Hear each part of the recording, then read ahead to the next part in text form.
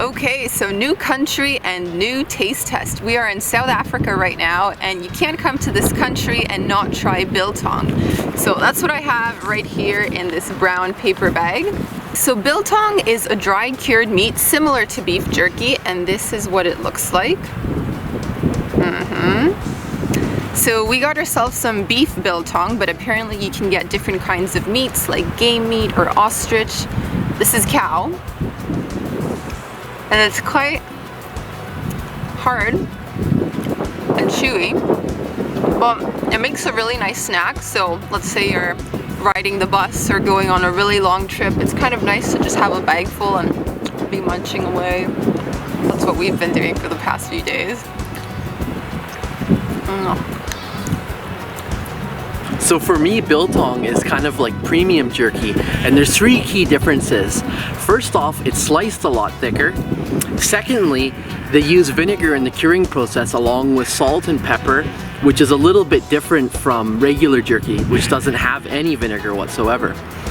And the third key difference is biltong is not smoked, whereas jerky is. Okay, so the purchasing process. What was awesome is that we went into kind of like what would be considered a deli that specialized in biltong.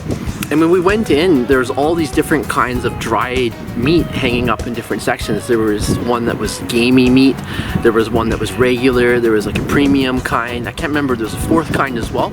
And anyways, what you would do is you would pick this meat off of a hook and bring it over to these ladies who would then put it through a grinder, and then it would go into this bag like that. So it was really cool to be like right there involved in the process, and it just made it a lot more special. And the other thing that I really noticed that was a big difference is that the quality of the actual meat itself is a lot better than what comes from, say, pre-packaged stuff that you would find in a store. So the word biltong, what does it mean? I actually had to look this up, but now I can tell you.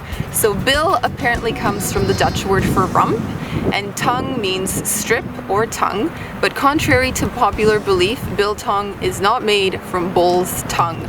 So don't be afraid to try it because of that. What have you got in your hand over there? Okay, and last but not least, we have something called cabanossi, which kind of looks like a dry pepperoni stick. We also picked this up at the same store we got the biltong, so I'm gonna try that.